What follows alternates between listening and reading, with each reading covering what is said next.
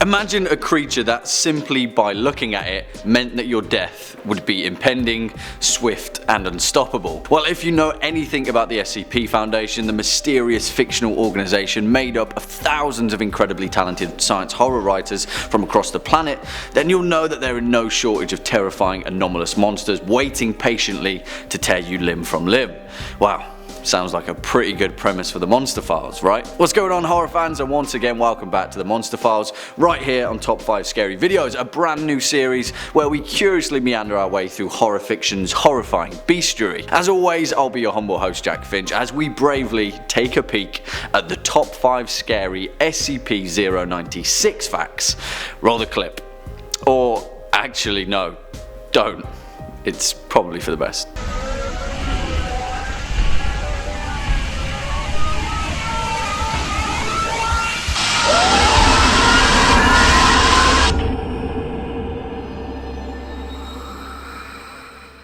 For those of you that don't know, the SCP Foundation is an absolutely massive web-based collaborative fiction project centered around a fictional organization lurking in the shadows of human civilization, protecting it from some of the most insanely violent entities that violate natural law and threaten our universe, catalogued and referred to as SCPs, or more colloquially, SCIPs. It began on the Paranormal X board of 4chan sometime in 2007, but since then has expanded to over 5,000 separate items as well as uncountable supporting source material and additional notations. If you've got a few hours to kill, I'd recommend diving in because once you're hooked, you're hooked. Well, let's take a look at one of its most terrifying creatures, shall we? Kicking off at number 5, we can't look at it. And this is probably the most important facet of SCP-096, so we better get it out of the way before we go any further. Don't ever look at SCP-096.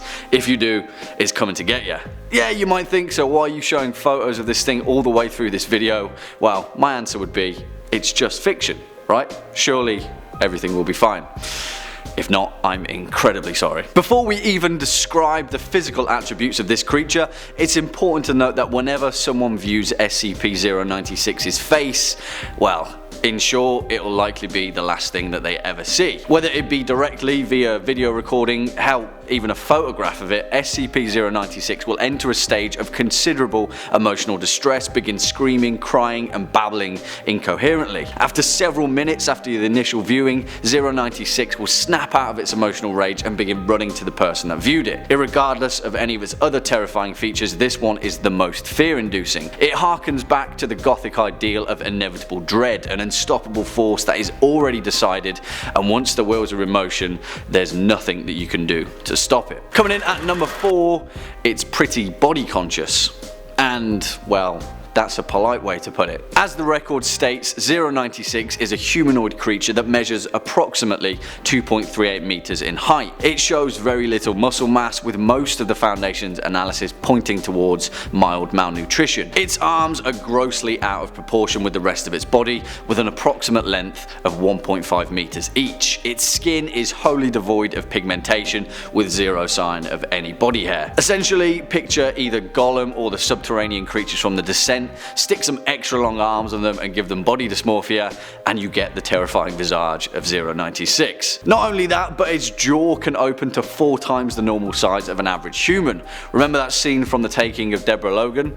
Yeah, you know the one.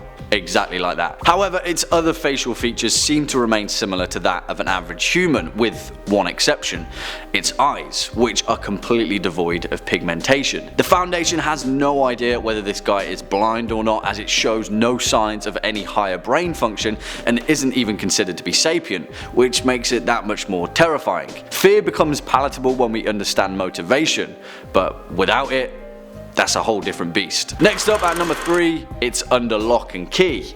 For now. In the world of the SCP Foundation, its anomalous entities have several levels of classification. Safe SCPs are pretty self-explanatory. They're easily and safely contained, shut it away and don't worry. Then there's Keter class, which means that the Foundation can't contain such an entity because its power is beyond scope and understanding. Then there's Euclid, which is where 096 falls, which means that it can be contained but not indefinitely because it's unpredictable. 096 is contained in an airtight steel cube at all times, with zero exceptions. Put it this way, if the thing was your dog, you wouldn't be taking it for a walk, ever.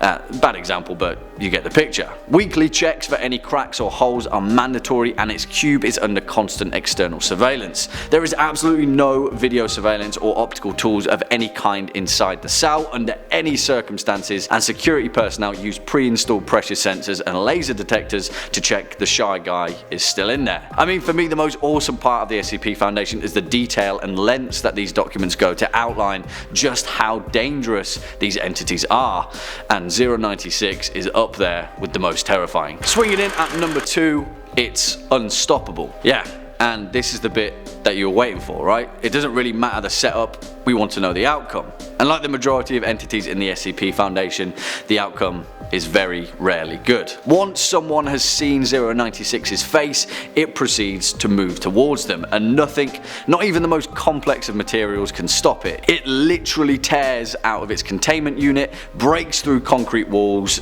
anything to get to its target. Documented speeds have varied from 35 to over 200 kilometers per hour, and it will literally rampage across the planet just to get to its target. And when it gets there, well, it brutally and violently kills you, and then eats you. Done. And it has a 100% kill rate.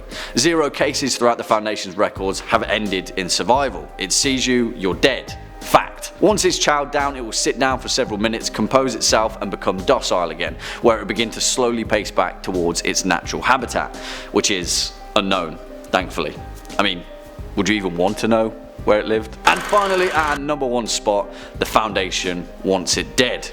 Pretty much more than anything, but it can't really seem to kill it without everything going terribly wrong. Hell, it's not even known whether 096 can be damaged by conventional means, and in an incident log, the skip survives over 1,000 50 caliber rifle rounds, as well as an anti-tank missile tearing chunks out of its body, but it just carries on. Move over Jason Voorhees, because this guy is a whole new level. It's suspected that its skeleton is the truly indestructible part of its body, and it simply regenerates its organic tissue after being damaged. Not good. Not good at all. The thing that the Foundation fears the most is a chain reaction.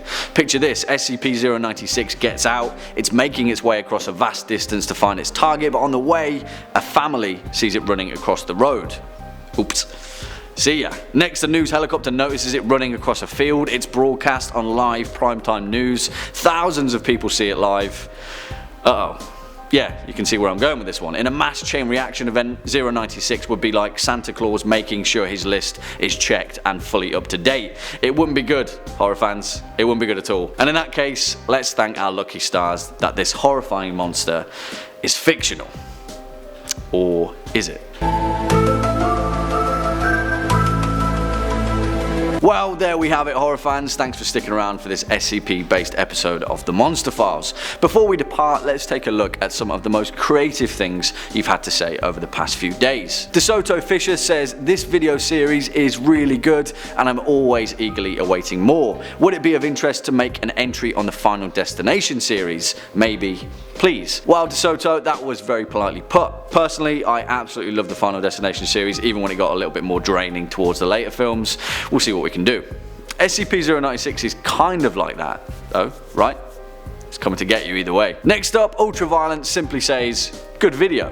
Well, cheers buddy, and good username, my old Droog. I hope you've enjoyed this horror show. Thanks for stopping by for this latest edition of the Monster Files. Make sure to hit that thumbs up button and ding that subscribe bell so you can stay up to date with our latest and greatest uploads. As always, I've been your horror host Jack Finch. You've been watching the Monster Files right here on Top 5 Scary Videos, and until next time, you take it easy.